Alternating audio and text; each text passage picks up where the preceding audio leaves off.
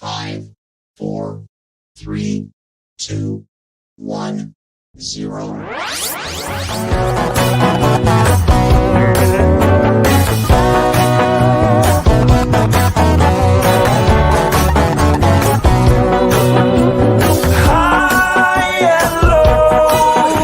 It's how I roll, a shooting star in a film noir. I'm floating around 10 feet on the ground. I'm floating around 10 feet on the ground.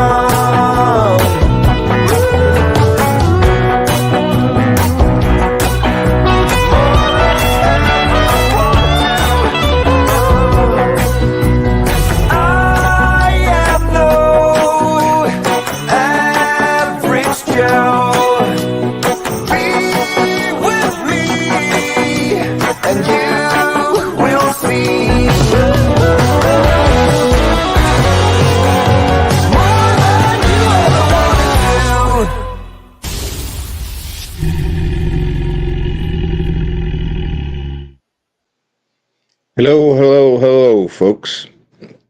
Dr. John Baranchuk here on this beautiful day in the Untold Radio Studios out of Rome, Georgia. Welcome to Grasping Sasquatch Stories in Science, where I read a story and then talk about some science, hopefully related to the story, but not always, depending on the topic. We try and ask questions live that I try very keenly to attend to. So if you could put your questions in all caps, that would be great. That way they'll catch my eye. Also, if you're new to the show, if you like the content and what you're learning and hearing, please subscribe to the channel, hit like, share the information. We all here appreciate that.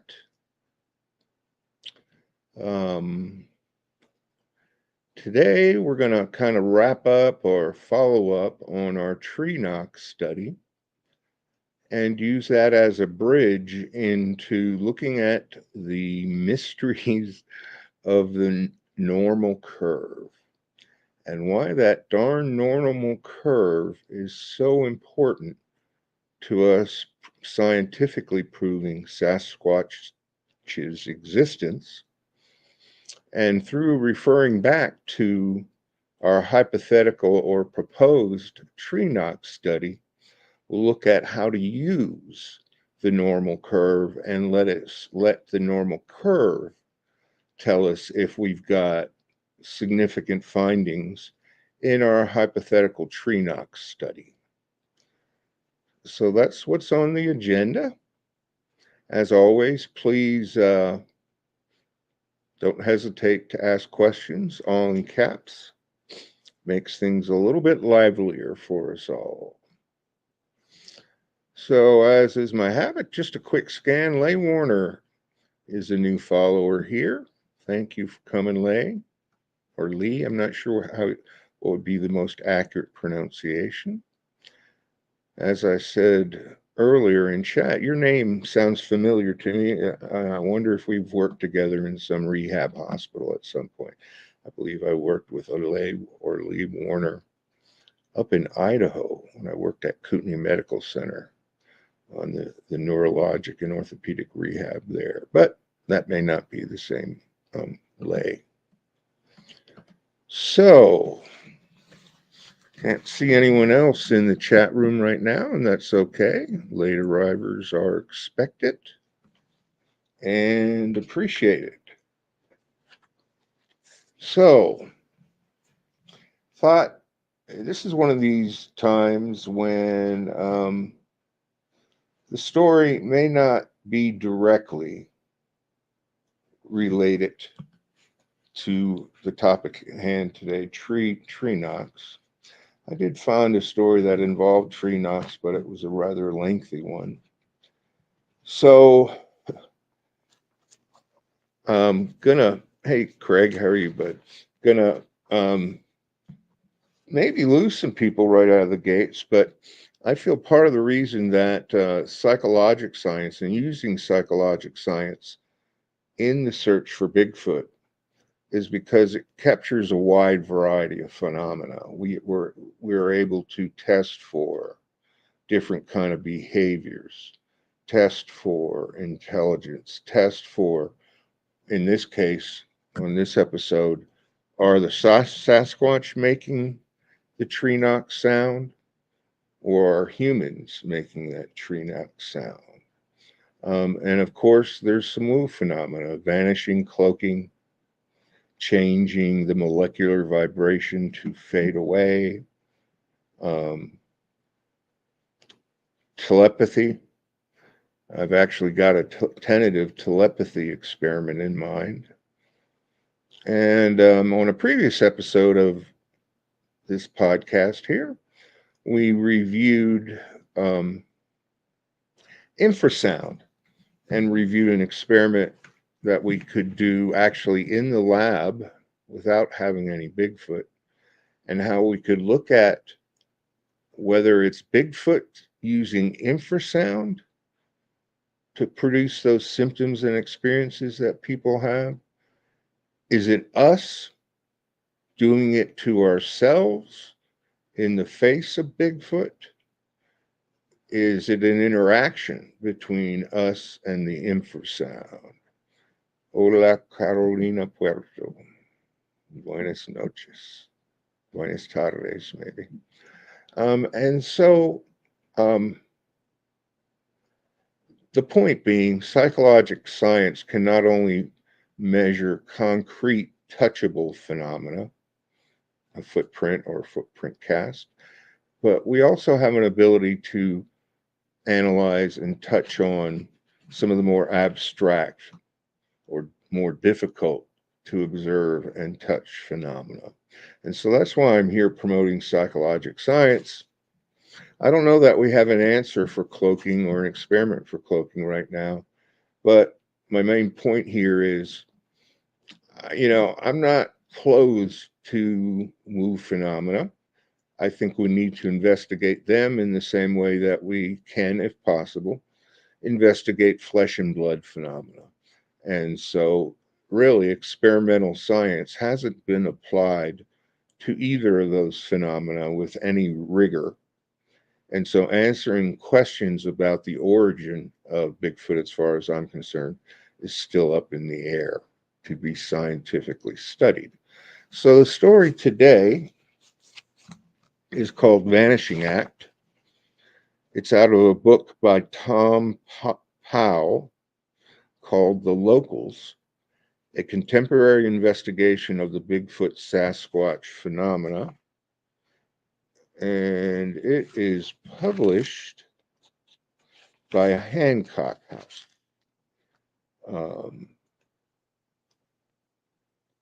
If you're interested, publication date, copyright Tom Powell, 2003.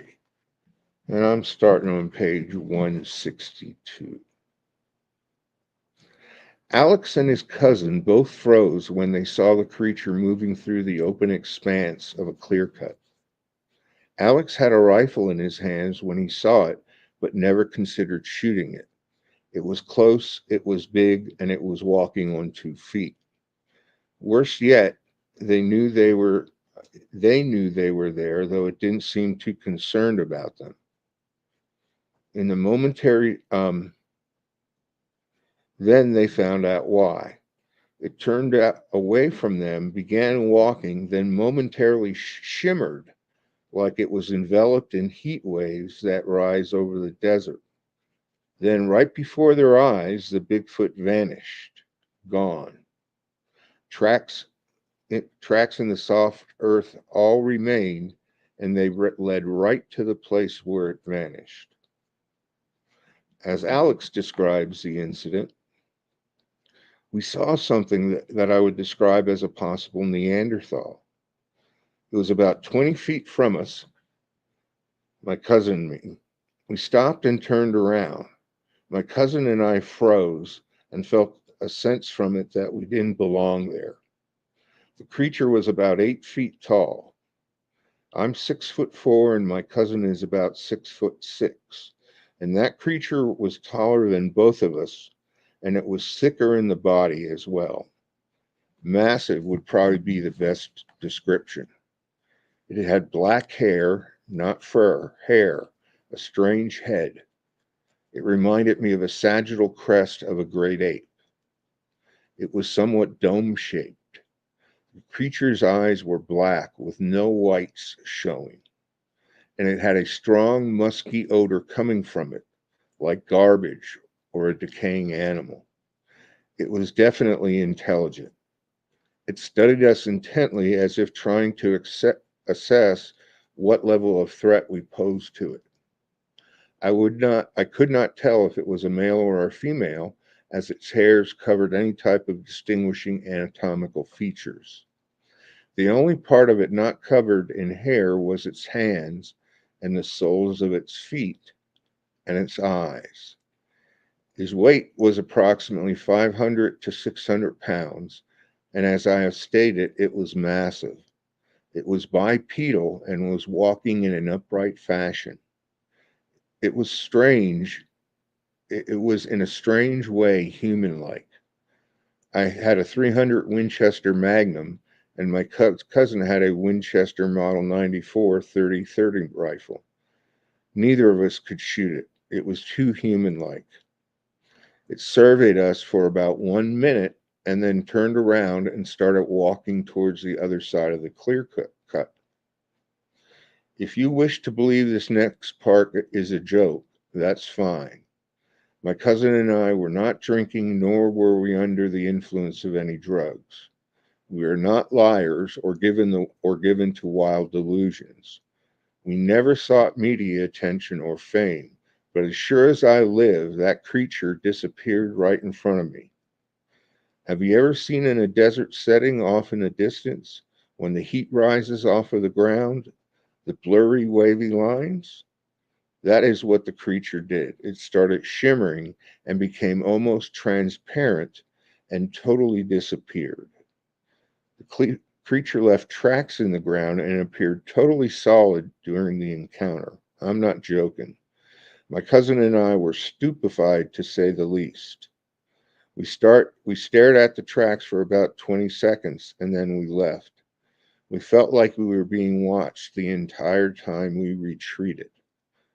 I also wish to state for the record that we felt that we were not wanted there. Neither he nor I ever have or ever will return to that place. Alex is a former Navy SEAL and Gulf War veteran. I spoke with him a couple times and we emailed back and forth for a few more times. He never showed any interest in publicity, and he did not want his report posted on the BFRO website, no matter what we thought of it. He was interested in only knowing if other such reports existed. So, we're going to stop with that reading. I think that's the first time I actually did a Ooooh reading on my show. But if we're going to be open-minded about the other origins of the species, be it flesh and blood, relict hominid, a spiritual breeding, I think we've got to be open to this kind of woo phenomena as well. And again, that's part of why I'm here pushing psychology. Hello, Chief. Hello, Ketkri. Sorry if I'm butchering your name there.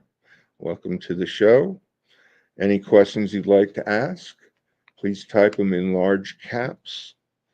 They'll catch my eye and I'll put them up on the screen and try and answer them. I don't have all the answers.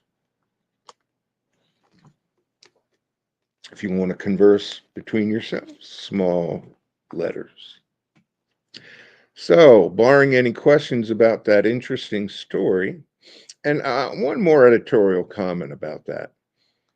And again, it refers to keeping an open mind. My closing is keep your mind open, your boots on the ground, and your heart with your higher power. Keeping an open mind We accept, well, some people certainly readily accept anecdote reports from people reporting flesh and blood encounters and take them seriously. And it's frequently cited how many face-to-face encounters people have had and how many of those are documented. And I think that if we're going to take those flesh and blood encounters seriously, I think we need to seriously vet and take as seriously as we can any kind of woo encounters. That's what science is here for. So, last 2 weeks show, maybe even, was develop and refine your own tree knock experience. And I've got some examples of tree knocking bats that people have made up, as well as just 3 kids' wooden blocks. And using anything just to make that wood on wood sound, even if it's not wood on wood. We briefly went over the hypotheses.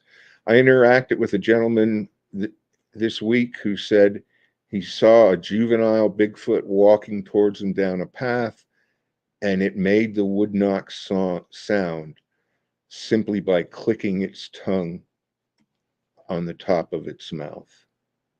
That's interesting to me. I think that's one of the few times I've heard it being a tongue click. I've heard teeth clicks, the bellows, other things, but tongue click. And if you click your tongue, you can kind of hear your own tongue. You can hear kind of that baseball sound, or bat hitting a baseball sound. So, something to think about. Keep your mind open to it. I'm not going to redo the vocabulary. The main point that I want to get across here with the study is, one of the biggest controversies is whether it's humans making those tree knocks or whether we can assign or attribute those tree knocks to Bigfoot. That's one of the other controversies, in addition to if it is Bigfoot, how do they make that tree knock? And so I set up my own ideal little map with a range of mountains, some campgrounds situated around the edge of the mountain ranges and a little into them. You can see the yellow campgrounds, and then a road that takes you around the campgrounds into the mountains. And then typically on an expedition, there's a small downtown anywhere from 15 to 30 miles away from base camp. And so we're trying to determine human actions contributing to the wood knock sound versus Bigfoot actions. And so briefly, the study starts with you making tree knocks in the mountainous area. If you've got enough people in your research group, another group could be downtown, and at the same time that you're doing the tree knocks in the mountain ranges, somebody could be doing some tree knocks downtown. Tree knocks downtown represent the humanity, the human element of the tree knock. And so we want to see how many tree knocks we're going to get returned downtown, because hopefully there's no Bigfoots downtown, and we can count on any response that we get more likely being a human than not a human, much in the same way that we hope that when we're deep into the forest, there we're controlling for the human element, so that the probability significantly increases that we're going to get a Bigfoot. This is the Bigfoot area, this is a human area, and we can count how many tree knocks in response we get to our own tree knocks downtown, count how many tree knocks we get in response to our Bigfoot area, and compare the two statistically where do we get the most tree knocks? And then to get not hyper scientific, but to add to the science, we could also conduct that study in some of the camping areas, because the camping areas conceptually represent an interaction area where I've been on campsites, and if you make your knock from your campsite, it's going to echo into the mountains and you may get a response. So that then gives us more data about the tree knocks coming from the mountainous area versus the tree knocks with the human influence. It's a Bigfoot human interaction area in the camping areas. And again, you're simply keeping track of how many tree knocks you make. Whether they return one, you get credit. If they don't return credit, you get credit for no credit. So we're not just keeping track, excuse me, we're not just keeping track of how many tree knocks we get back in response. We're also keeping track of how many tree knocks we make that doesn't get any response in all these two or three areas in the study.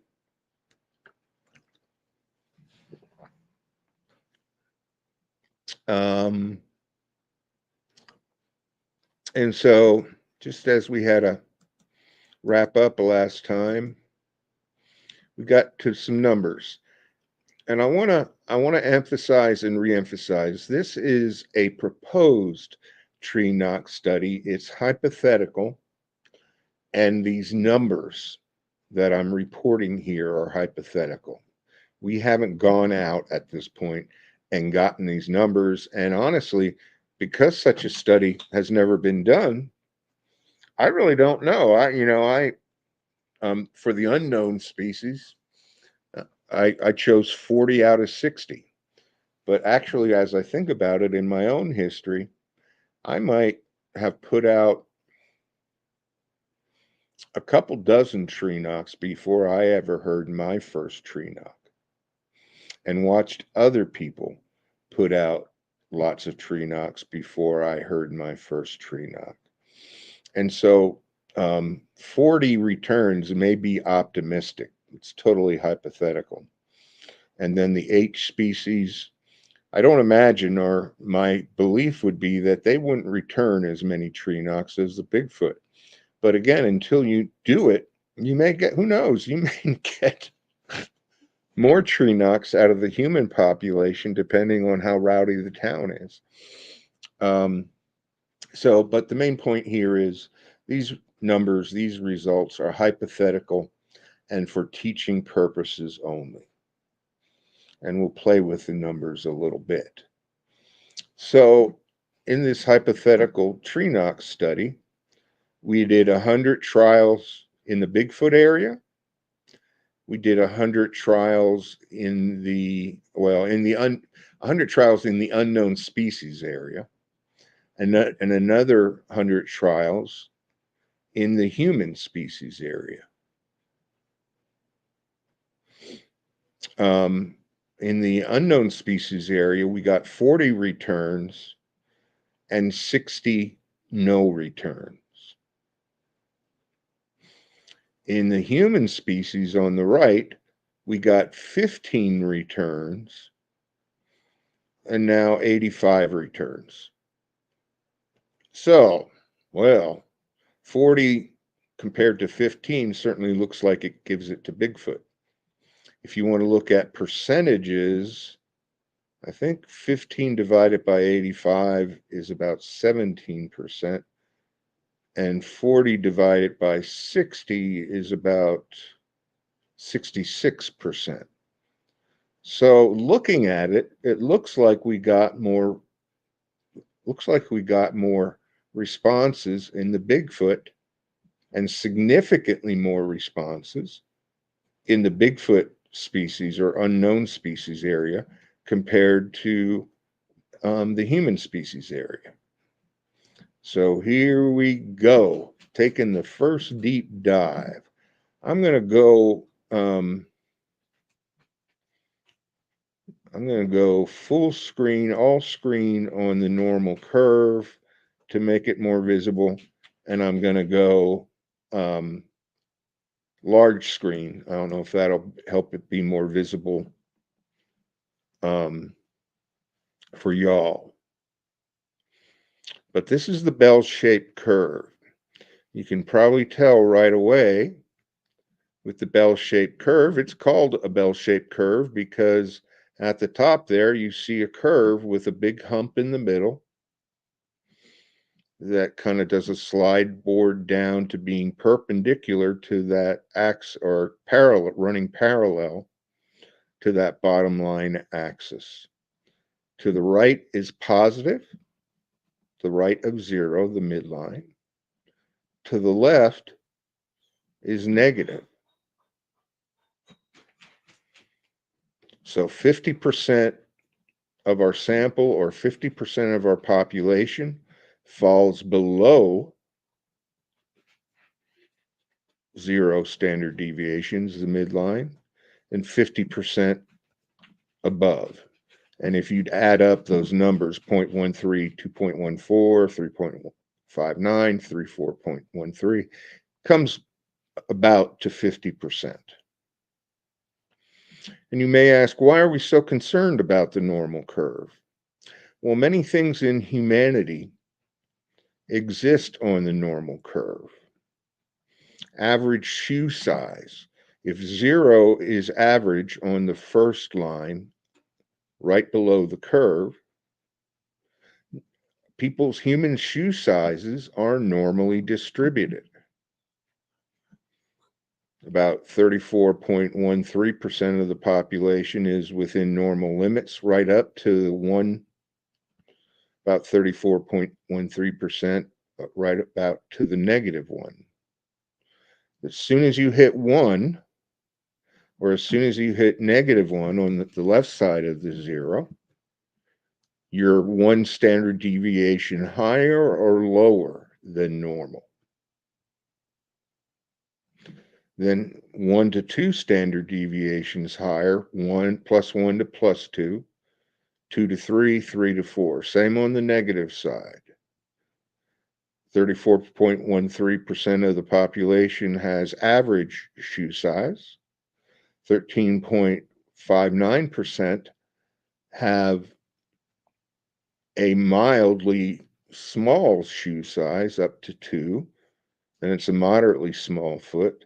Then 3, it's a very small foot. Note that when you're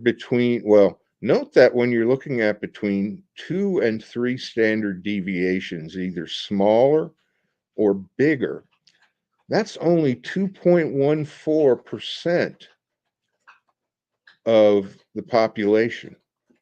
That's a very small percentage. When you get beyond 3 standard deviations, or 3 steps in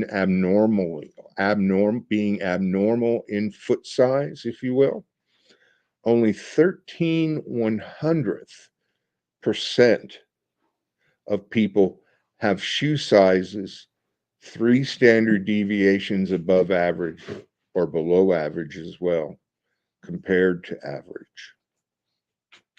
So it's extremely rare for foot sizes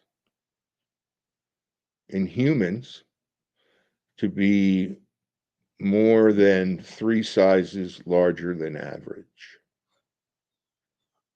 Okay? So, to refer back to our numbers, sorry, wrong way. 40 out of 60. I said I believe that's about 66, 67%.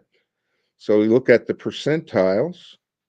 You see, we got percentage of, on the left there, percentage of cases in 8 portions of the curve. Standard deviations, the standard step. How big is 1 step? Greater or lower? Then you come to percentiles. So with 2/3, or about 66%, that's going to be right in between the 60 and the 70 under the percentile line and the cumulative percentile line, 67. So it's within that first step above average, but still within the average range. Now let's look at tree knocks. 15 out of 85. I believe when I calculated that was about 17%. So here we are at 15%,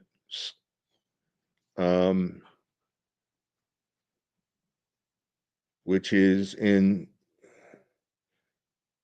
so, and 15% is one standard deviation below. We go up, it's still within normal limits. 17% would be just under the 20 in the percentile numbers. So one interesting finding here is both these scores, 17% and 67%, they're still within normal limits. They're still both within one standard deviation. So are they the same or different? Well, if 17% is just to the right side of the -1 standard deviation line, which is just under the curve, and you compare that to 67%, that's just below the 70. So is there a one standard deviation difference? Yes, there is. If 17% is just towards 0 on the negative standard deviation side, and we go a standard deviation, what is it? Let's see.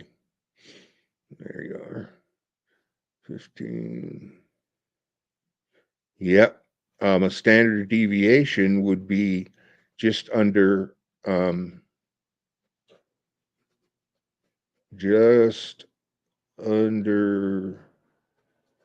let's see, 60, I believe. 1 plus 1,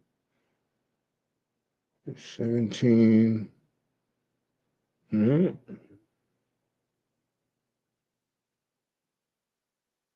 17 to no. There isn't a full standard deviation, a full step. Well, yeah, there is a full step from just before -1 to just before +1. It's really close, actually, interestingly enough. It's really close. And so what we'd have to do is we'd have to run a t-test, which is 2 steps down under percentiles. And let's see if that helps clarify. 15.9, 17, 1.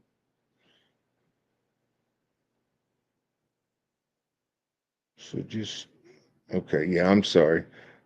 The 17% is significantly less than the 67%. So there is a significant difference between the number of tree knocks, the percentile of tree knocks returned from the unidentified species compared to the identified human species.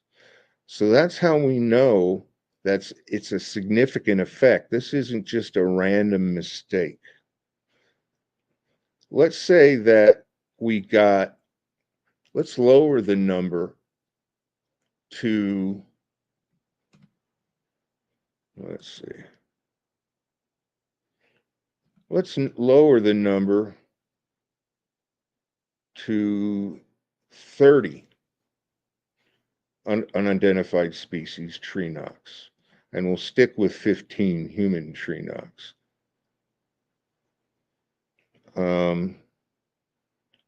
So 30 out of 100, that's the 30th percentile. Percentile's 30. And so that's the, I'm sorry, yeah, now that's the Bigfoot. It's less than 1 standard deviation.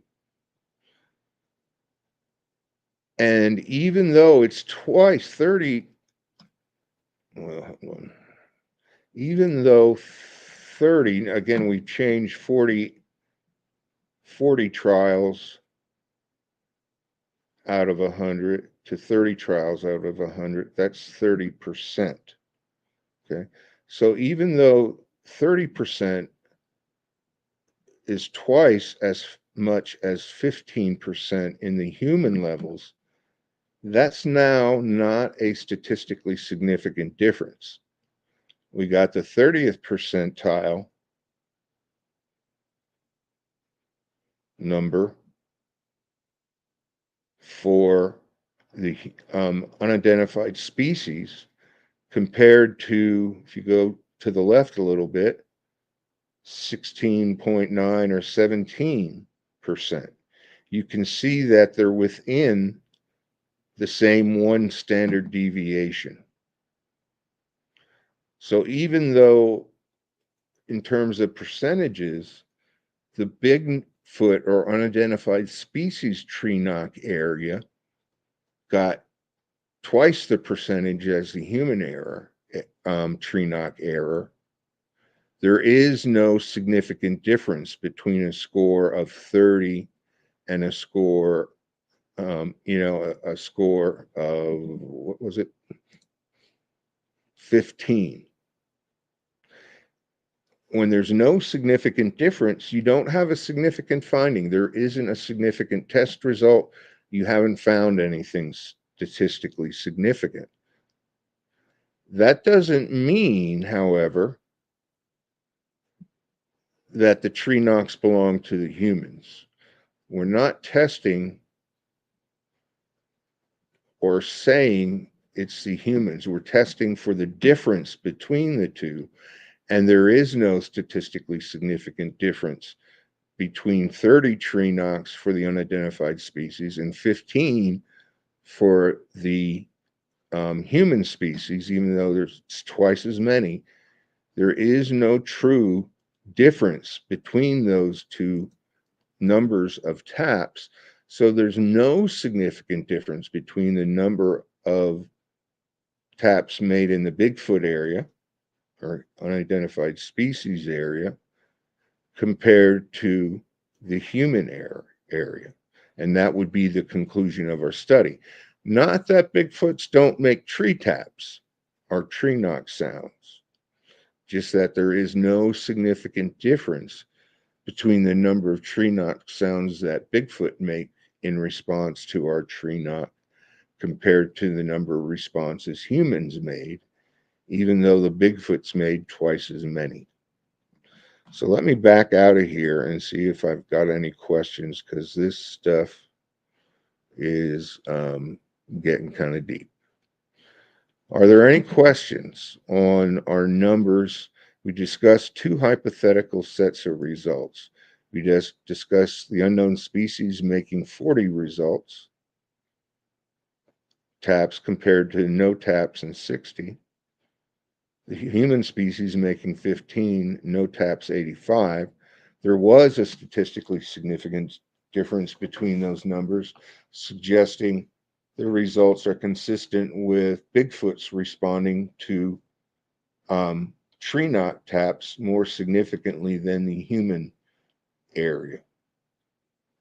When we reduced the Bigfoot species responses down to 30 rather than this 40, kept the human species at 15. Now that even though there's twice as many tree knocks from the Bigfoot area, that 30 isn't significantly different from the 15. So 10 tree knocks in response, can make a statistically significant difference in your test results. Any questions? Has anyone fallen asleep yet? This is some tough stuff. We're talking beginning master's level of psychology to understand what we're going to be going through here. So don't hesitate to ask questions. I want to understand. I use several analogies to help explain it. Okay. I wish you had a microphone and could use those analogies for people. I think the important takeaway here is a standard deviation is one step above normal or one step above abnormal, below one plus one on the normal curve is a mild strength. -1 is a mild weakness. -2 is a moderate weakness. -3 is a severe weakness. -4 is an extremely severe weakness. 0 to 1, well, 1, mild strength, 2, moderate strength, 3, severe strength, extremely severe strength at 4. And then there are different conversions and measures to tell you about some other numbers that tell significant differences. The big controversy that occurred, and some of the mud thrown at psychology with this normal curve, is we're defining what's normal. And a lot of people ask, who are we as psychologists to define what's normal? And I'm not going to get into that debate. That's not the purpose of this show. But it can become quite a stirring debate. Who is the arbitrator of normality versus abnormality? And how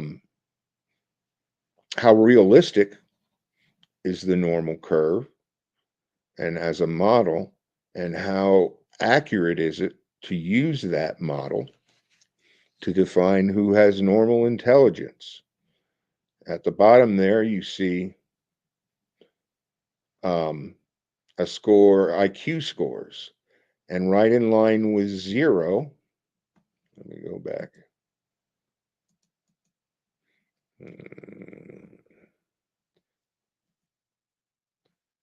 Right in line with 0, you see 100. So 100 is an average IQ. A standard deviation for an IQ score is 15 points. So one step up is 15 points. So when you start getting from the average range into the high average range of intelligence, you're around 115.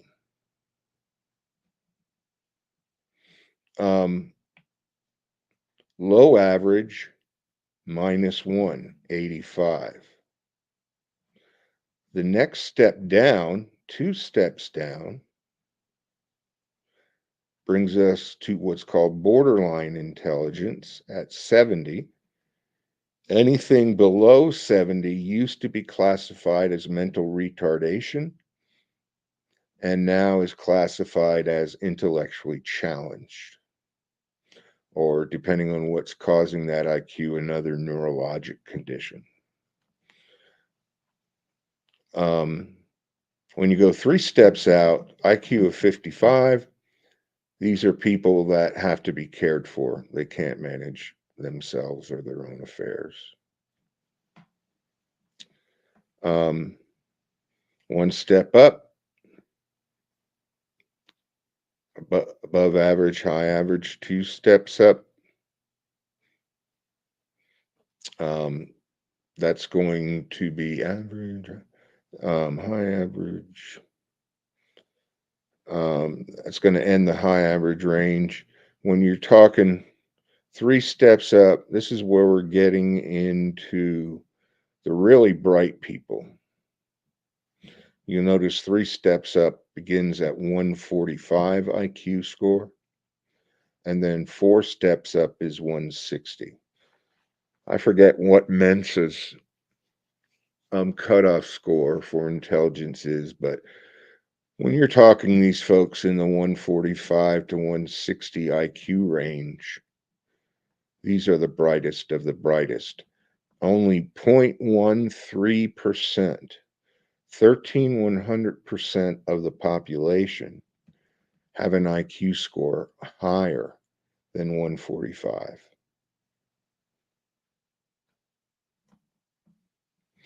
What other things? Again, we looked at standard well, let me go back to see if there are any questions. Craig, I don't know if that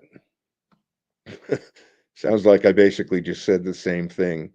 I don't know if that was any clearer from your perspective. By all means, feel free to give other analogies. Other phenomena that exist on the normal curve. We've got intelligence, we've got shoe size, we've got height. A lot of human characteristics exist on the normal curve, and that's why it's so useful. One of the weaknesses with our little tree study that we conducted there, our tree knock study, is we're using the normal curve. We're not sure whether how frequently Bigfoot makes tree knocks is it on a normal distribution, or do they make a lot fewer tree knocks that would put the hump more on the left-hand side, or do they make a lot more tree knocks that would put the hump on the right-hand side, and that would be called skewed distributions. And the reason we don't know is because no one's ever studied this. Can anyone tell me, on average, how many tree knocks a day a Bigfoot makes? I dare you to tell me. I don't think no one has studied it. Has anyone studied how many tree knocks you get in response to a single tree knock? Has anyone studied how many responses you get if you make tree knocks? Do you get 2 tree knocks back? My point here is we don't have normative data. We don't know what is normal for Bigfoot. Dr. Henner Fehrenbach did do a study on the size of footprint casts. And although the Bigfoot average Bigfoot print wasn't at 0, average for humans, it was up here, I believe, around 2 standard deviations above humans in foot size, but it was superimposed. They still exist on the normal curve. So the 0 would shift over to +2, and we've got that normal curve. They still got proportional amounts of average, above average, highly above average, significantly above, the numbers go out. They still, Bigfoot castings that were examined by Dr. Fehrenbach, which included, I believe, Dr.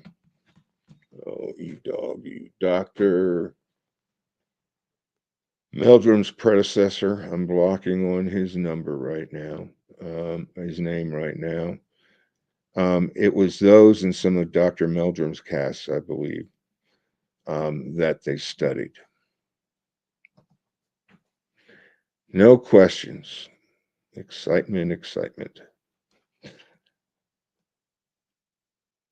So we're not going to, the idea is with the psychological sciences, we need to be shooting for the target of Bigfoot. But rather than trying to measure Bigfoot directly, as in the whole beast, we're going to get a lot better data, and we're going to encounter more frequent data, get a richer data set from looking at the phenomena. So one of the arrows we need to shoot is on tree knocks. That red arrow we need to shoot, maybe it's on stone knocks or tree tree structures. Maybe that third arrow is vocalizations. And as we start firing arrows that are different phenomena that are associated with Bigfoot and not with humans or other creatures, and we keep hitting that unidentified Bigfoot, unidentified species target, all the arrows are going to eventually be pointing, or most of the arrows are going to be eventually pointing to unidentified species or Bigfoot. And that's how we're going to identify Bigfoot as a known species, in my opinion. But I'm biased. Okay, more details on any questions, thoughts, anything. Okay. The bell-shaped curve. What is normal? I kind of already discussed that psychology ended up being tasked with identifying what is normal and abnormal behavior, and that the bell-shaped curve is used in defining what's normal and abnormal. I kind of just touched on the notion, should we even classify things as normal or abnormal? I know people with disabilities and parents with children with unusually low IQs might argue that becomes a label and a stigma, and we've got to move away from thinking about normal versus abnormal. However, there's still a need to differentiate between the two, unfortunately, in our country, in our community, in our world. So the normal curve is one of the best things we got going.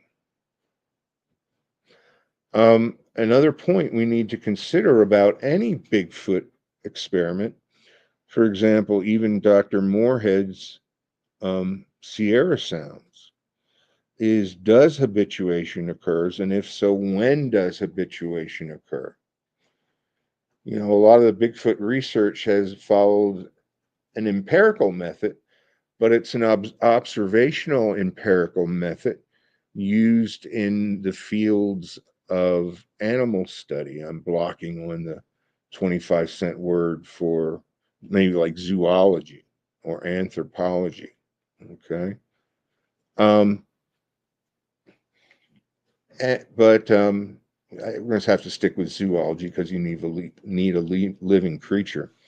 But if you've ever seen the hunting stand or hunting shelter that Ron Moorhead lived in for the time he was doing the Sierra sounds, very primitive, big logs kind of lined up against some trees. And they had when they arrived, before they started their recordings, they had to shore that thing up. So how long did it take the Bigfoots to get used to those guys being across the river, shoring up that hunting shelter? And what does that say about, are we observing their normal behaviors? And are we observing their normal behaviors as if we weren't present? The naturalist philosophy. That's what a lot of zoological work has been in. how it's been done. Get into a good blind, hunker down there for a long time until you see the rare creature come out, then photograph, photograph, photograph, try and get a live species. That's what we've been doing. That hasn't been working too well, and that's not a smackdown on Ron Moorhead's results. Certainly, they're seminal in the Bigfoot field, but just observing hasn't been enough to prove they're a species. We've got to go further. Should observing their natural or normal behavior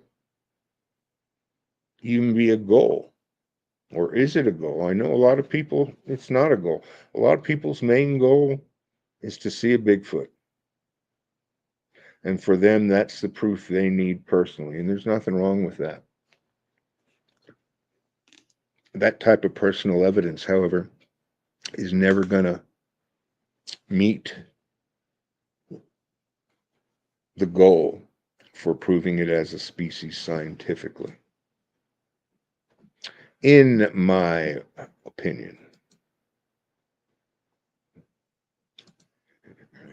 Nope, not that one. Let's give this one a try. Nope. I'll get it. There we go. So again, just looking at the normal curve, we'll be referring back to this. Qualities of the normal curve. It defines what is normal or average, as well as what is unusually, abnormally strong or weak. On that curve, the most normal or average score has a value of 0. So here we go again. That 0 line right down the center. That's average on the normal curve. Let me see.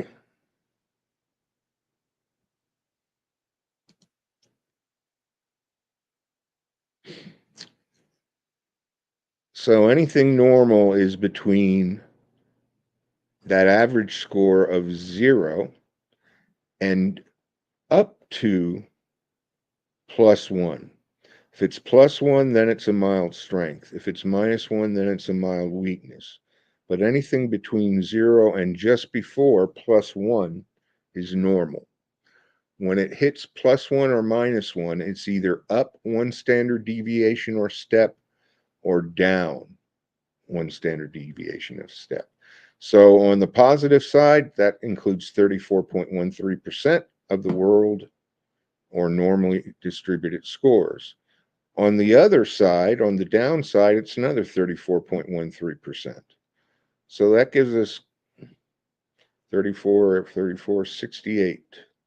About 68% of the population exists between +1 step up and -1 step down.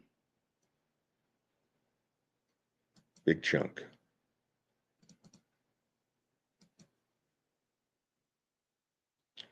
When you go from 1 to 2 standard deviations up or down, an additional 13.59% of the world population or distribution of scores then falls between 1 and 2 full steps up. Again, I explained this 2 steps up is a moderate strength with an additional 2.14 of the world population or normal distribution of scores falling between 2 steps and 3 steps up.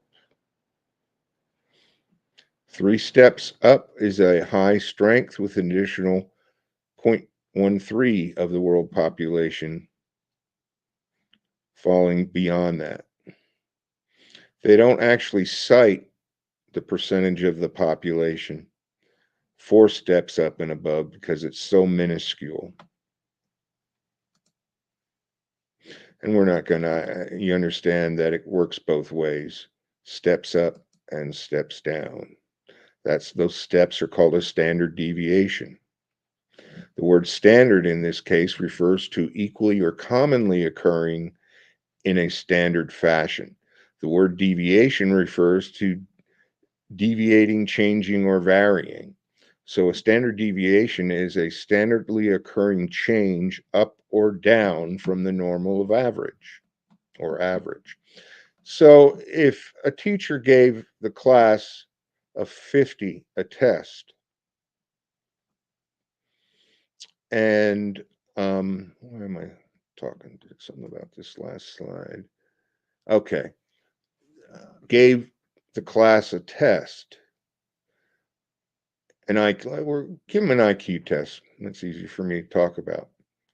A step up, a standard step up for IQ tests is 15 points, and you will see.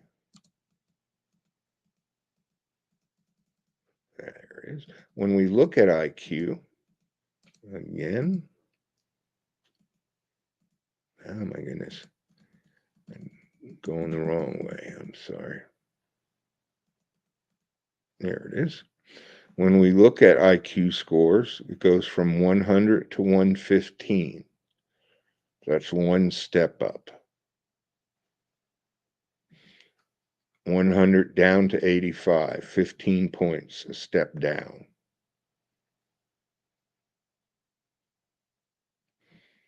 That may not seem all that important, but understanding what is the standard deviation of the test being given is very important, because it tells you if there's a significant difference, a significant strength, or a significant weakness. If your teacher gave 100, why do I keep going back to that? I keep having a brain fart when I try and enunciate that. Teacher given a test. I'm not sure. That point will come to me at some point.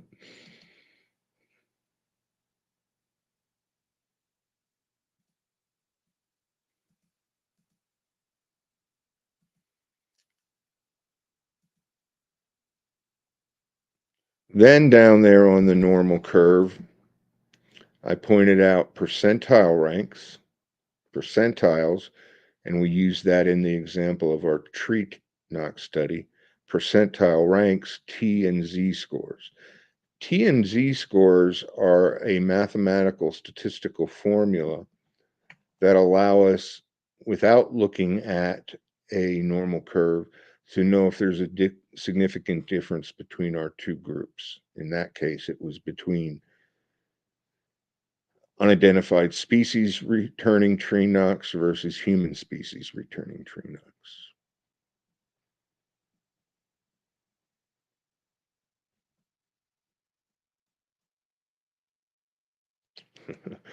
Okay, let's walk it through slowly. This is taken from my book. I was kind of delirious at the time I wrote this, but you got to see some humor trying to make this entertaining and interesting. Let's walk through it slowly. You might want to put on a mouth guard over your teeth to reduce the gnashing of teeth. Earplugs in your ear to protect yourself from losing your hearing as you scream and wail in pain and agony through this discussion. Roll out the paper towels to wipe up the tears, also wouldn't hurt. And we've actually done this. I've went over this before, made it a little less painless for you. It's pointing out that to the left of 0 is negative, to the right of 0 is positive, depending on whether it's above or below average.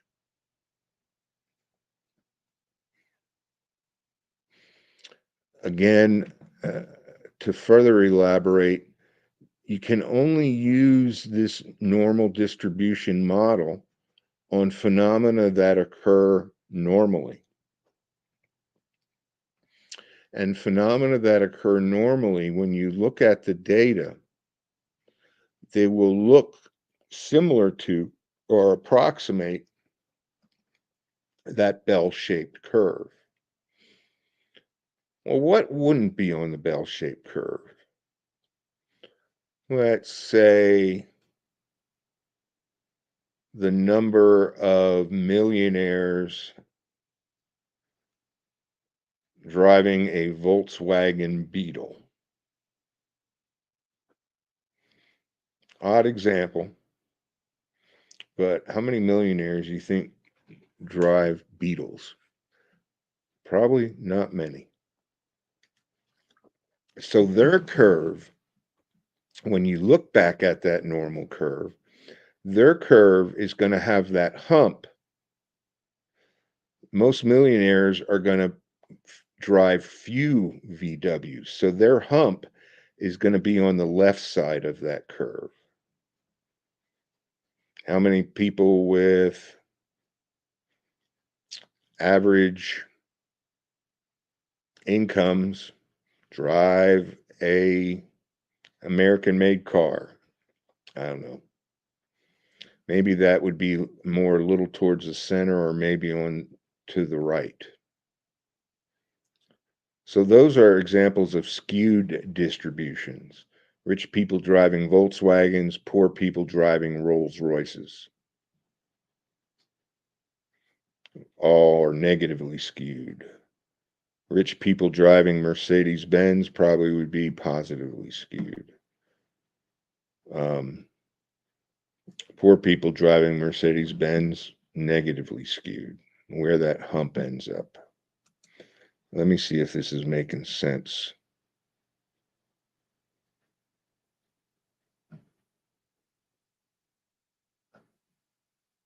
Okay.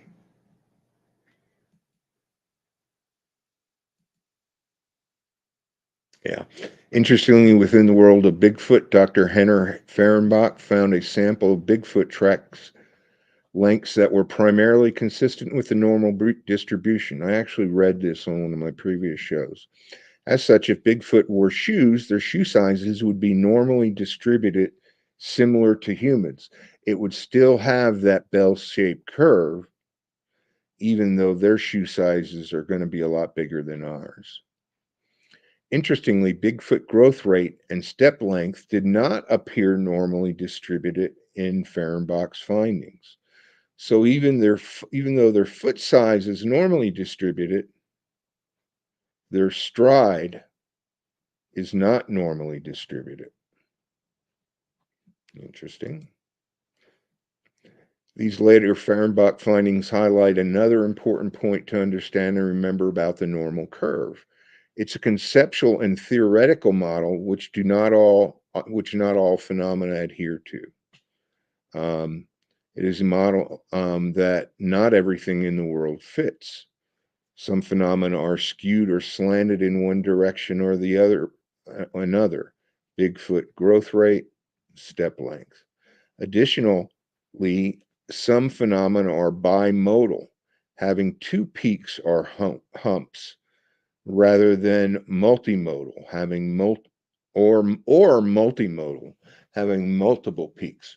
Right now, going on, and a good example of a bimodal distribution is people's votes for president. There's going to be a bunch of votes stacked up on the Biden side, a bunch of votes stacked up on the Trump side. So it's not going to be that nice bell-shaped curve. It's going to be kind of like two big humps with very little in the center, if that makes any sense. For example, book sales prices would represent a bimodal distribution, regular book versus textbook prices. While restaurant peak sales hours, lunch, breakfast, lunch, and dinner, would represent a multimodal distribution. They're going to have a big rush for breakfast, business dies down. Big rush for lunch, business dies down. Big lunch for dinner, business dies down.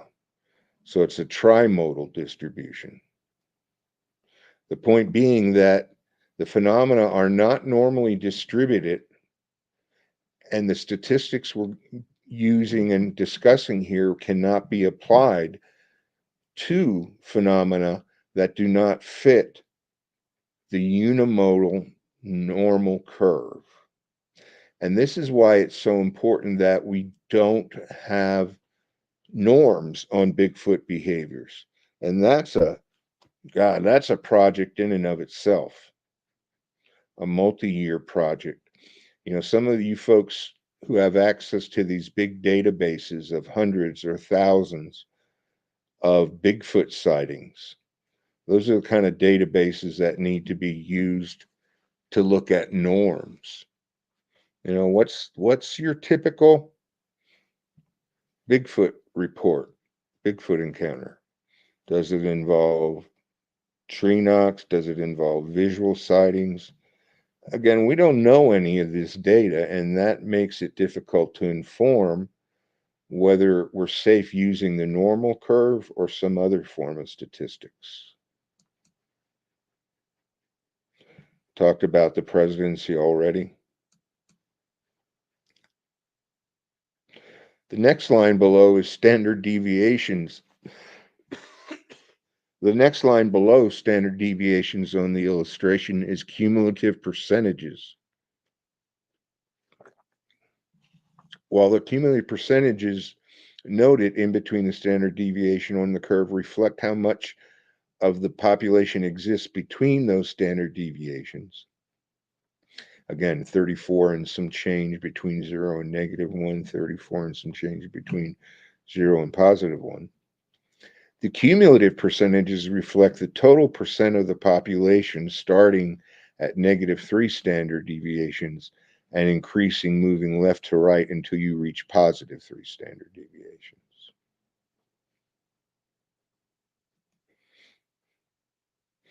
Note that less than 1%, 1/10 of a percent, 0.1%, I'm sorry, less than 1/10 of a percent of the world population occurs between 3 and 4 standard deviations.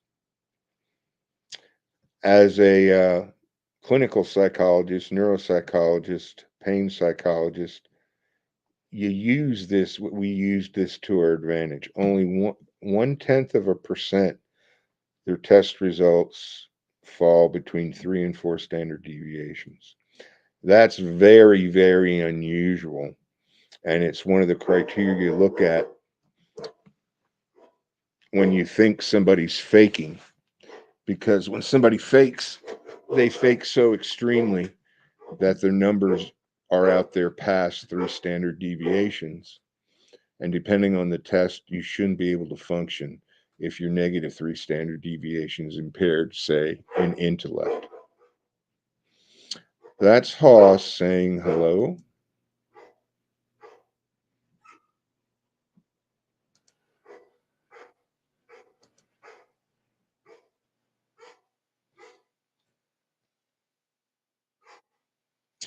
Just going to go over this next thing.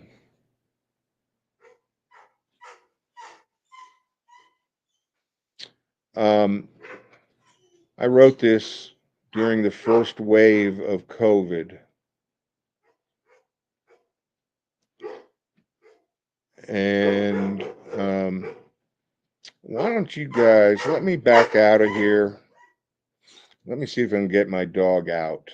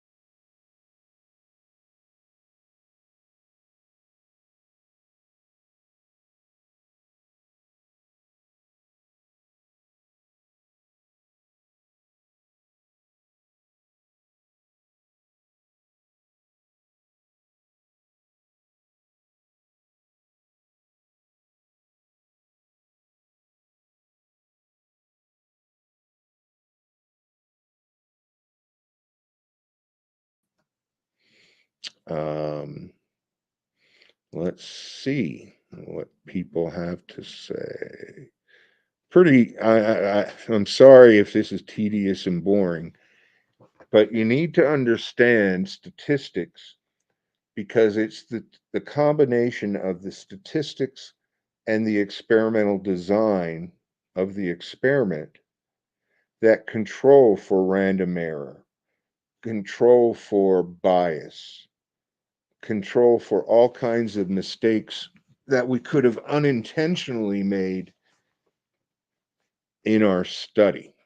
The statistics adjust for that and allow us to get an accurate representation of our results by telling us whether there's a significant difference between the number of responses we got back from humans in tree knocks and the number of responses we've got back from unidentified species in their area.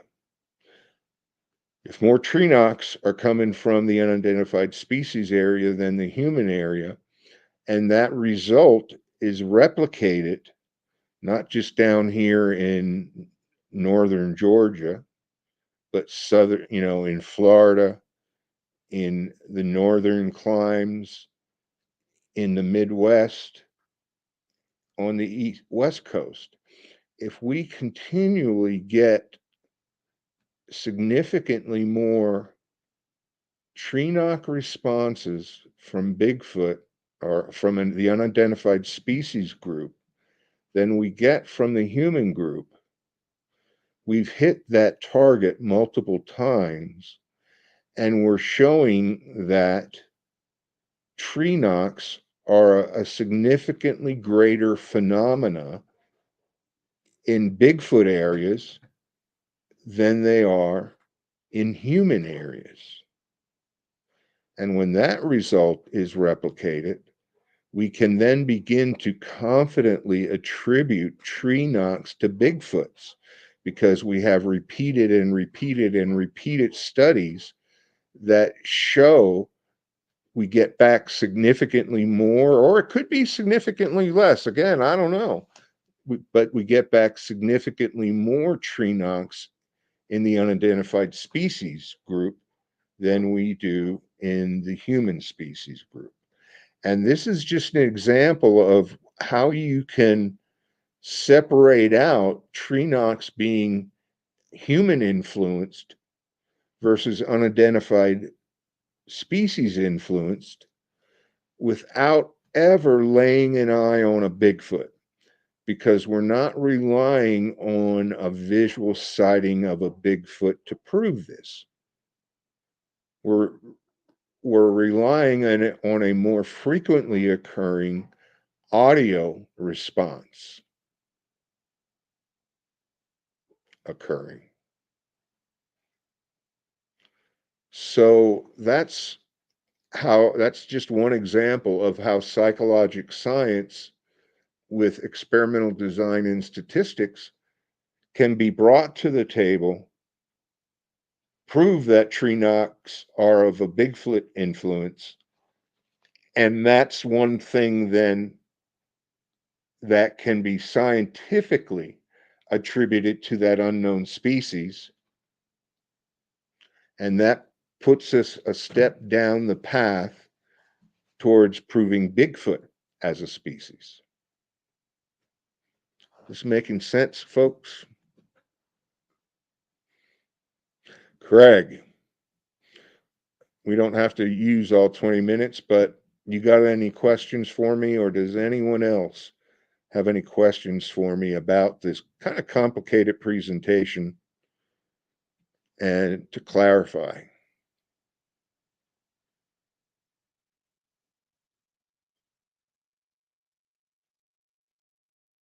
All 5 viewers say no. Come on, Caroline, you got a question, don't you? Jessica, where's Jessica, my dog training friend? She would have a question. Well, it doesn't look like we're going to get any questions, not even from Craig. No, Craig, everything seemed clear during the chat. Everything looks good.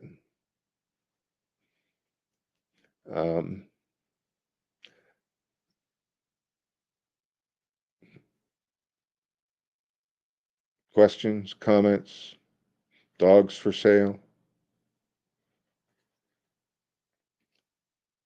Nothing. Okay. Well, I'm going to thank you for attending our show this week. Attending my show this week, if you will. Feel like it's more hours than mine. I just happen to throw out the content. And you guys react. Craig says, I wish we could do a show simplifying this. You and I can certainly kick that around. Which reminds me, coming up, I can't tell you exactly when, but coming up this year, we're going to be doing some special shows. We're going to kind of do a video meet and greet with no particular theme, or like a video town hall where several people, I think our studio can hold up to 100, or beyond that even, but kind of doing a live meet and greet with people on air, where if you have a question you want to ask me, you submit the question, I'll pull you up on air live, and we can interact over that question together simultaneously. So that's going to be some new technology and new cool things. One of the new cool things that we're doing. I'm probably lagging behind other podcasters doing it because the technological challenge makes me anxious, but we will overcome. We're also going to be doing some members only shows to have a little bit more intimate contact and discussion with everybody. So look for those things coming up. I did earlier in the day post something on my webpage about being on a panel with a living legend in Bigfoot. As far as I understand that, unfortunately, right now that's postponed. I'm not sure when it'll come up, but you can bet that I will send out a message telling you, because it's an exciting opportunity of which I am not worthy, being on the same stage as this gentleman, but leaped at the opportunity nonetheless. So we have some cool stuff coming up in the future. Hopefully a little more entertaining and easier to digest than today. Craig and I will be consulting on that for sure. And who knows what we're going to come up with next week. I think I'll steer away from t-tests and z-tests and go into some other things, but we will get back to that. So, as it is, I'll ask you to keep your mind open, your boots on the ground, and your heart with your higher power. God bless you, and we will see you next week. Take care, folks. Bye.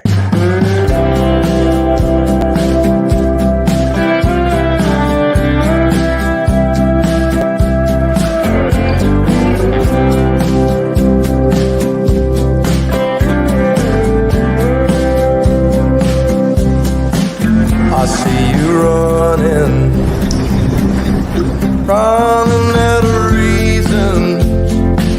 Don't try to blame it on the seasons. Why you wanna walk away?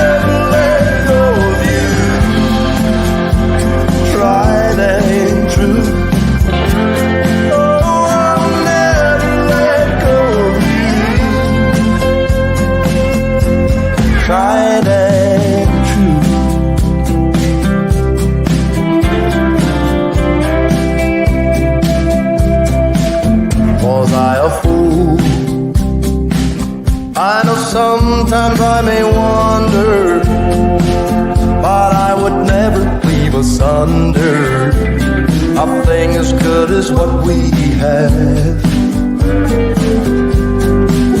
Is it a rule? What's good is worth the fighting.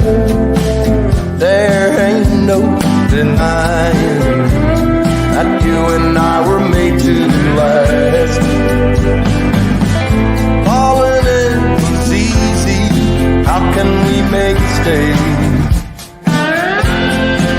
I'll never let go of you. Tried and true. I'll never let go of you. Tried and true. I'll never let go of you. Tried and true. I will never let go of you. Tried and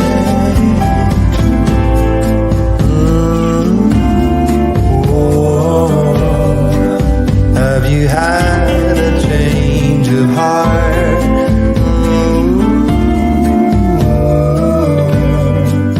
Can we go back to the start? I will never let go of you. Tried and true. Oh, I'll never let go of you. Tried and true.